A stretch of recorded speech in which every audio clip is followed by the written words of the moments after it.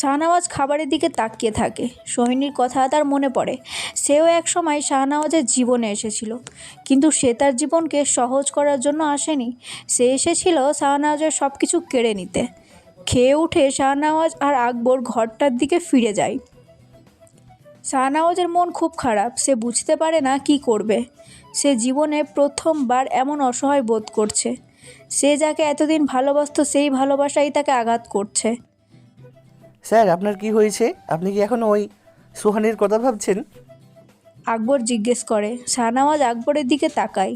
সে বলে, হ্যাঁ, আমি ভাবছি। আমি বুঝতে পারছি না কেন এমন হলো। আকবর বলে, স্যার, আপনি তো ভেঙে পড়বেন না। আপনি আপনার জীবনে নতুন করে শুরু করতে পারেন। শাহনওয়াজ চুপ করে থাকে। সে কোনো উত্তর দেয় না। রাতে শাহনওয়াজ তার ঘরে বসে থাকে। সে ঘুমাতে পারছে না। সোহিনীর মুখটা তার চোখের সামনে ভেসে উঠছে। সে বুঝতে পারে না কিভাবে সোহিনীর প্রতারণার কথা ভুলে যাবে। শাহনওয়াজ গভীর রাতে ঘুম থেকে জাগ্রত হলো। তার মাথায় কেন জানি অকারণে ব্যথা করছিল। শাহনওয়াজ এভাবে বেশিক্ষণ থাকতে পারল না, তাই দ্রুত উঠে পড়ে বাইরে এলো। কিছুক্ষণ হাঁটাহাঁটি করে সিগারেট ধরালো। এরপর বাইরে একা একটি টঙের ওপর বসে পড়ল। হিমশীতল হাওয়ায় কখন দুই চোখ লেগে এলো টেরই পেল না সে। যখন ঘুম ভাঙল তখন সে টের পেল ভোরের আলো ফুটেছে। শাহনওয়াজ আড়মোড়া ভেঙে উঠে বসতেই কেউ তার সামনে একটি চায়ের কাপ ধরল। শাহনওয়াজ ভুরু কুঁচকে তাকালো।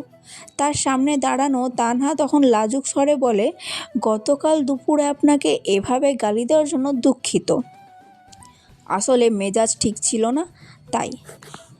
শাহনওয়াজ চায়ের কাপ হাতে নিয়ে একটা চুমুক দিয়ে গভীর স্বরে বলল, চাটা সুন্দর হয়েছে। তানহা মৃদু হাসল। চাটা শেষ করে কাপটা তানহার হাতে দিল। তানহার সাথে বেশি কথা বাড়ানোর ইচ্ছে তার ছিল না, কিন্তু তানহাকে খুব উৎসুক মনে হলো। নিজের চঞ্চল স্বভাবেই সে শাহনওয়াজের প্রতি বেশি আগ্রহ দেখালো। শাহনওয়াজের উদ্দেশ্যে বলল, চলুন আপনাকে আমাদের গ্রামটা ঘুরিয়ে আনি। আপনি তো বোধহয় এর আগে কখনো কোনো গ্রামে ঘুরতে আসেননি। আমাদের গ্রামের সৌন্দর্য দেখলে আপনি মুগ্ধ হয়ে যাবেন। শাহনওয়াজের ইচ্ছা ছিল না। সে প্রথমে না করলো, কিন্তু তানহা দমল না।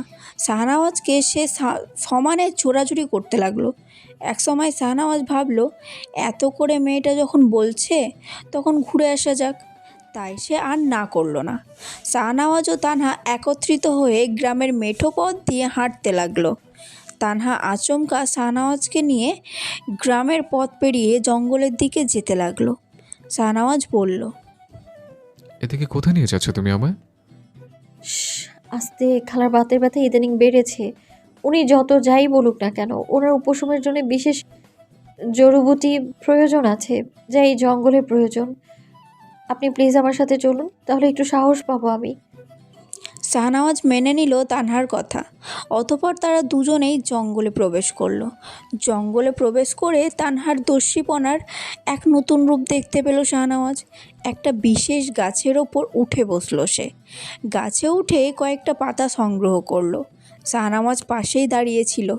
আচমকা গাছ থেকে নামতে গিয়ে তানহার পা মচকে যায় এবং সে গাছ থেকে পড়ে যেতে নেয়। এমন সময় শাহনওয়াজ সেটা খেয়াল করে এগিয়ে এসে আগলে নেয় তানহাকে, যার ফলে তানহাকে নিয়ে সে মাটিতে পড়ে যায়। দুজনেই বেশ আঘাত পায় ও একে অপরের অনেক নিকটে চলে আসে। তাদের দুজনের মধ্যে কিঞ্চিত দূরত্ব ছিল না। তাদের ঠোঁট একে অপরের ভীষণ কাছে। দুজনেই বিব্রত বোধ করে।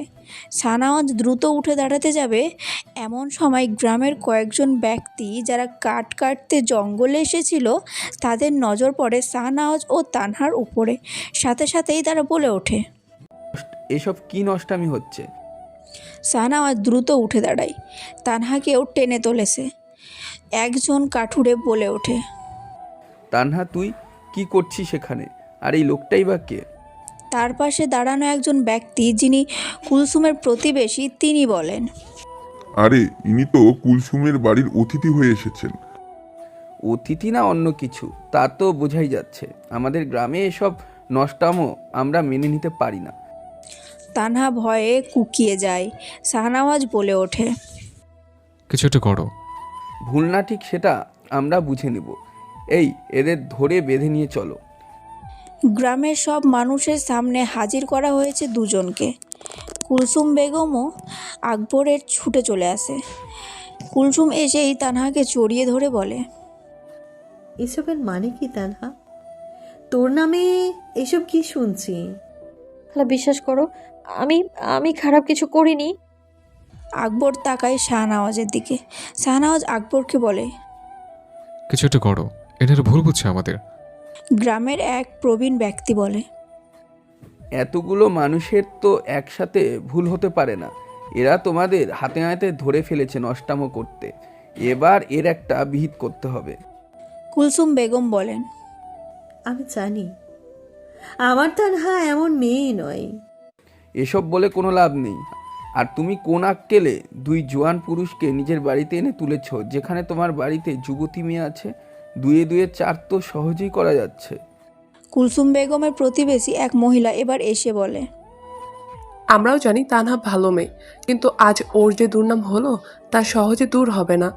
আর এই জগৎ তো জানোই, কোনো মেয়ের নামে কোনো বদনাম হলে তার জীবন পুরো নষ্ট হয়ে যায়।